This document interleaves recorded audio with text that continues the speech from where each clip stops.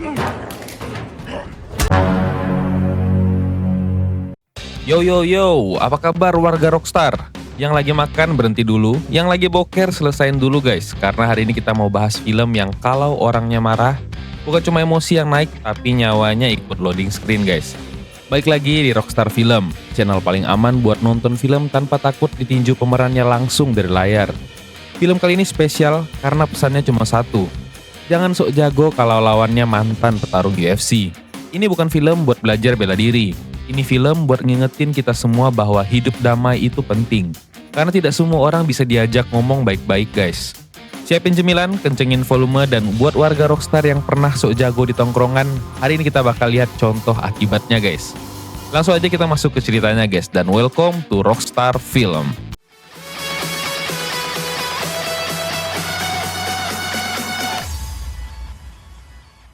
Cerita diawali dengan memperlihatkan seorang petarung bertato yang sudah menjadi juara bertahan selama sekian kali bernama Post Malone, yang sedang mempermalukan lawannya dalam pertarungan. Di mana pada saat bersamaan ada seorang wanita bernama Frankie yang bermaksud untuk merekrut tukang pukul dengan mendatangi Fight Club ini. Berharap mendapat petarung yang cocok untuk bekerja di tempatnya. Tak lama muncullah penantang baru yang langsung masuk di arena.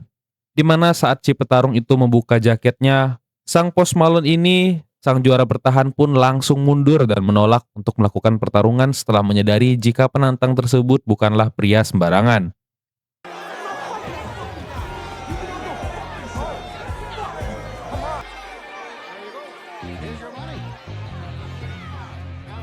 Saat si petarung keluar, ia pun didatangi oleh seorang bandar yang kesal dengan momennya barusan. Di mana si petarung pun ditikam di perut menggunakan pisau tapi masih bisa santai membuka bagasi mobil.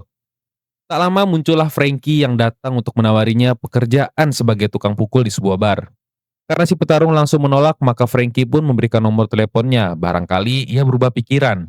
Ternyata si petarung yang bernama Dalton ini adalah seorang gelandangan yang tak punya tempat tinggal, dan hal itu bisa kita lihat bagaimana ia tidur di dalam mobil sampai harus ditegur petugas agar tidak parkir sembarangan.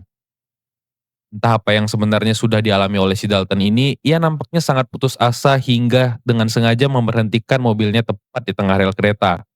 Namun setelah dipikir bolak-balik, ia mengurungkan niat tersebut. Tetapi karena mobilnya terlambat menyala, maka inilah yang terjadi.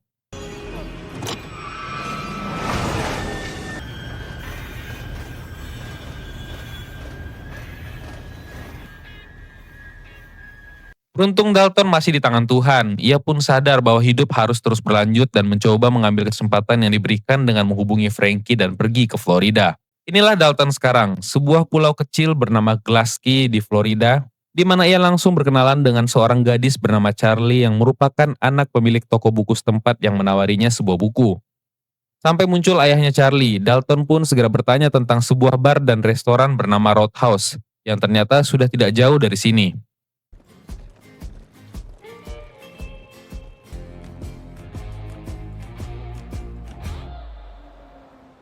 Dan inilah Roadhouse, satu-satunya bar dan restoran yang masih bertahan di pulau ini. Sehingga semua turis yang ingin minum dan hiburan sudah pasti tumpah ruah dan datang ke tempat ini. Melihat suasana yang begitu damai dan tenang, orang-orang yang sedang makan pun sambil menikmati keindahan pantai. Dalton merasa jika pekerjaannya tidak akan terlalu berat, tetapi ia tidak tahu jika di malam hari suasananya berubah 90 derajat. Keributan masih bisa dihandle oleh sang Dalton. Ia pun hanya duduk saja sambil menikmati minumannya. Tak lama muncullah beberapa motor yang merupakan kelompok preman yang datang untuk ya biasalah cari ribut dan masalah. Si ketua yang bernama Dee pun bersikap rese dan memecahkan gelas dan barang-barang. Sehingga si waiter pun mencoba untuk menegurnya. Ketika ia terintimidasi karena jumlah preman yang lebih banyak, maka Dalton pun langsung turun tangan untuk mengatasinya. Tak ingin merusak properti Roadhouse, Dalton pun mengajak semua preman keluar dengan sopan dan penuh keramah tamahan. Dalton meminta mereka untuk pergi. Namun karena menolak, maka Dalton pun bertanya terlebih dahulu, apakah kartu BPJS mereka masih aktif dan berapa lama jarak menuju rumah sakit. Salah satu anak buah D bernama Samsul pun dengan polosnya menjawab bahwa rumah sakit terdekat jaraknya kurang lebih 25 menit. Sehingga Dalton pun langsung memberikan pelajaran ke mereka semua kurang dari 10 detik. Hardly fair. Why, it's not fair. Oh, I just slapped you. Are you alright? What?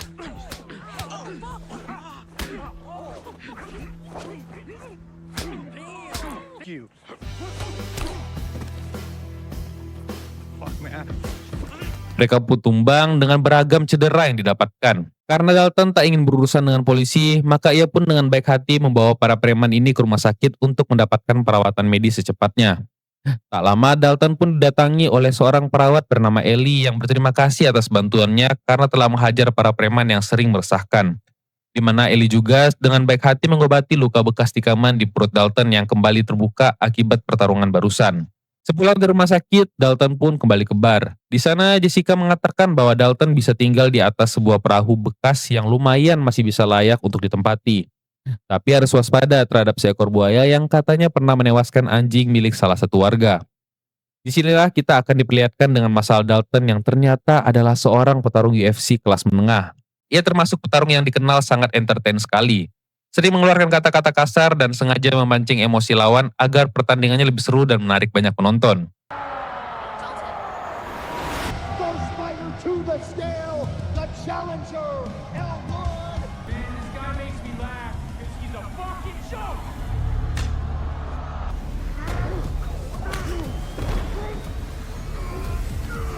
Keesokan paginya, Dalton yang sedang butuh akses internet pun meminjam komputer milik Charlie di toko bukunya.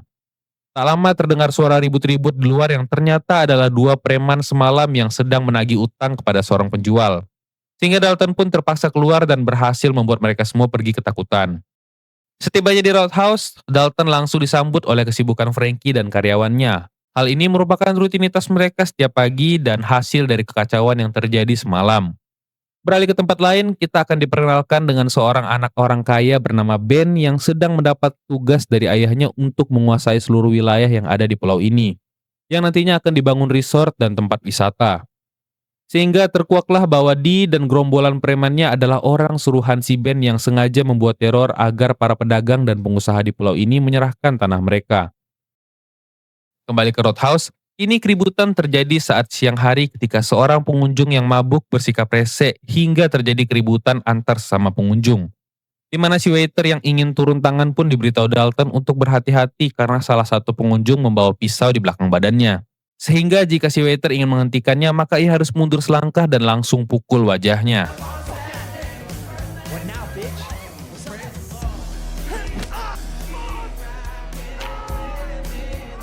Billy, chair. Man, my arm. Yeah. Chill.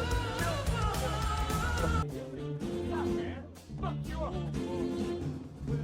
You know, I think I'm Karena Dalton menjabat sebagai kepala keamanan Roadhouse, ia pun berhak merekrut anak buah untuk membantunya mengatasi keributan-keributan kecil. Di mana Dalton berhasil menemukan seorang pemuda yang pernah ikut boxing dan menjadikannya sebagai anak buah.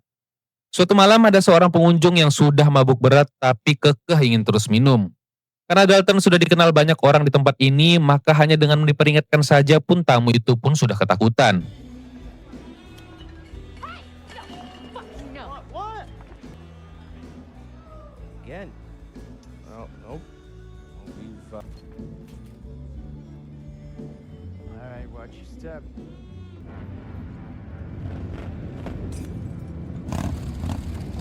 Di mana Dee dan para preman sudah terlihat di kejauhan seolah menaruh dendam atas kejadian tempo malam.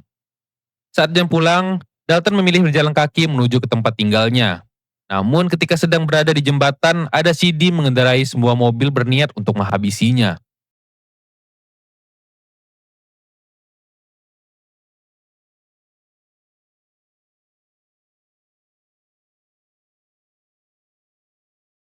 Sehingga Dalton pun harus terjun bebas bersama mobil tersebut. Tak cukup sampai di situ saja, Dalton kembali harus menghadapi si Dee yang sudah menunggunya di atas kapal. Di mana mereka berdua terlibat perkelahian kecil yang membuat si Dee terjebur ke air dan tewas dimakan buaya.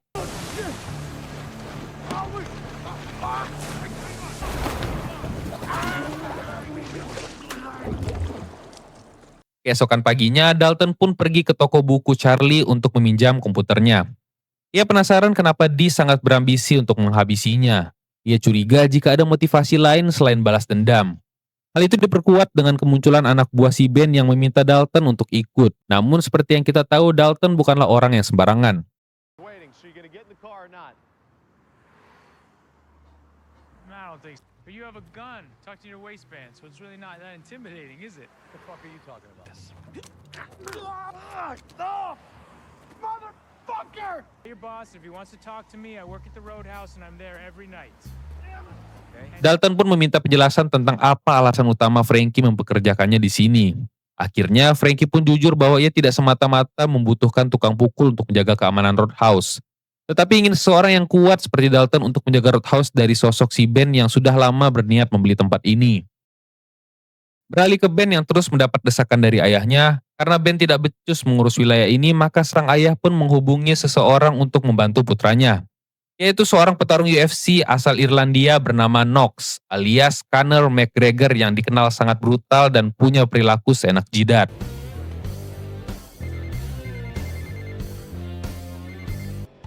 What the fuck do you care?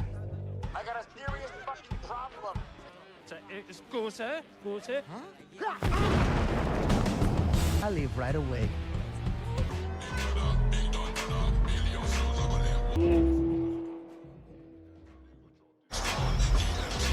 Setibanya di pulau, Knox langsung mendatangi tempat tinggal si Ben.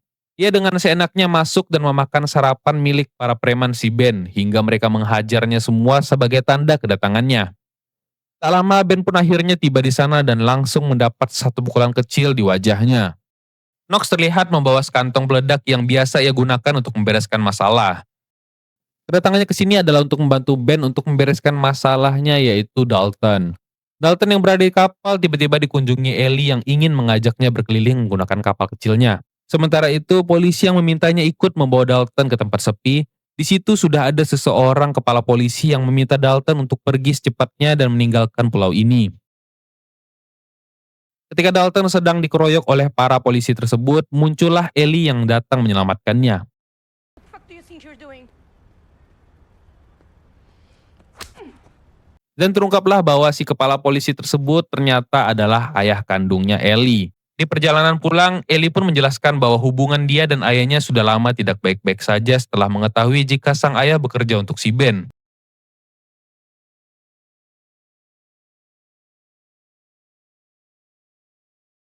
Pada saat bersamaan, kita akan melihat dua anak buah Ben mendatangi toko buku Charlie dan berniat untuk membakar tempat tersebut. Singkat cerita, malam pun pekat. Ketika Dalton tiba di Roadhouse, ia didatangi oleh Ben yang bermaksud meminta Dalton supaya tidak ikut campur dalam urusannya. Karena Dalton tidak menghiraukan peringatan tersebut, Ben pun langsung menyerahkan semua urusan pada Knox yang sudah siap untuk mengobrak-abrik tempat tersebut. Hey, nice suit. You look like a shitty. Alright, lads, let's go. Just what I thought. This roadhouse is mine. I'm Knox. Let's dance. That's my fucking dog, baby, don't you? Hate this song.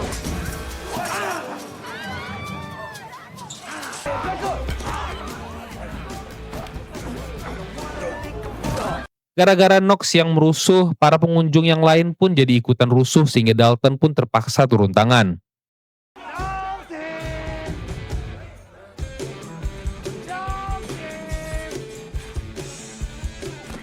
What? It's about fucking time.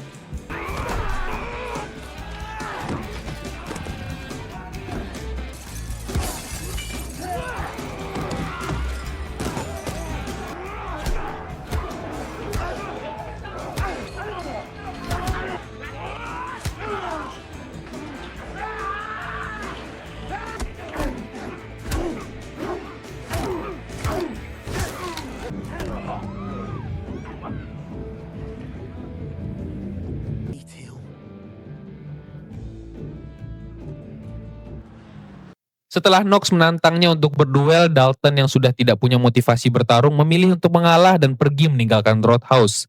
Ia nampaknya sudah capek dengan semua orang yang terus mengganggunya. Setibanya Dalton di halte bus yang berseberangan dengan toko buku Charlie, ia melihat tempat itu sudah hangus terbakar. Charlie dan ayahnya sudah dibawa di rumah sakit karena katanya mengalami luka bakar cukup serius. Di sini awal mula jiwa kebrutalan dalam diri Dalton bangkit. Ia membatalkan kepulangannya dan justru pergi ke kediaman si Ben. Di sana hanya ada satu anak buah yang menjadi pelaku pembakaran. Dalton langsung membogem tenggorokannya hingga tewas saat itu juga. Saat Dalton mengangkat jasad pelaku ke dalam mobil, ada Samsul yang berniat berhenti jadi preman dan memberikan informasi tentang si Ben yang mulai kehabisan modal dan meminjam uang kepada rentenir. Dalton langsung meluncur ke lokasi pengiriman uang dan berhasil melumpuhkan oknum polisi yang berperan sebagai kurir. Dia merampas semua uang tersebut untuk menjalankan suatu rencana. Dalton terlihat berada di dermaga sambil memasukkan peledak milik Knox yang dirampasnya. Tak lama muncul si kepala polisi yang memberitahunya bahwa Ellie telah diculik oleh si Ben dan meminta Dalton mengembalikan uangnya. Dalton meminjam kapal polisi dan meluncur ke lokasi pertemuan Ben dan kepala polisi. Di sana terungkap bahwa penculikan Ellie awalnya hanya akal-akalan, namun ternyata Ben benar-benar menculik Ellie. Dalton memanfaatkan kacauan ini untuk menyelamatkan Ellie, sementara Knox datang dan perburuan pun terjadi hingga berujung pada pertarungan brutal antara Dalton dan Knox.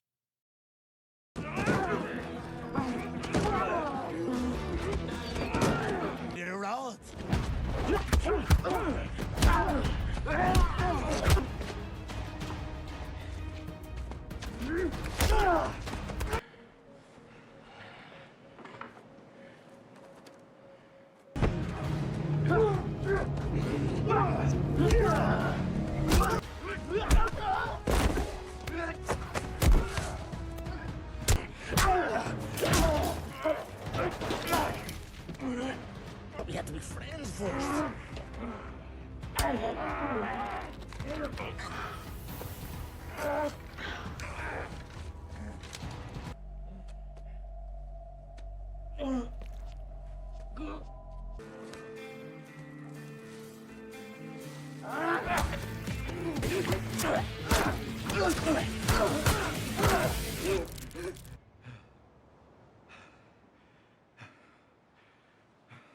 Karena ini bukan di atas ring, Knox tidak bisa tap out. Pertarungan berakhir ketika Dalton mencabut kayu yang menancap di perutnya dan menjatuhkan Knox. Setelah semua selesai, Dalton berpamitan pada Ellie. Ternyata Charlie dan ayahnya tidak mengalami luka serius. Seperti yang kita lihat, plot twist di endingnya adalah uang yang diambil oleh Dalton dari Ben ternyata diberikan kepada Charlie dan ayahnya. Dalton memberikan uang tersebut untuk membangun kembali toko buku mereka dan Roadhouse kembali dibuka. Dan Knox yang ternyata masih hidup membuat onar di rumah sakit, guys. Dan film pun tamat.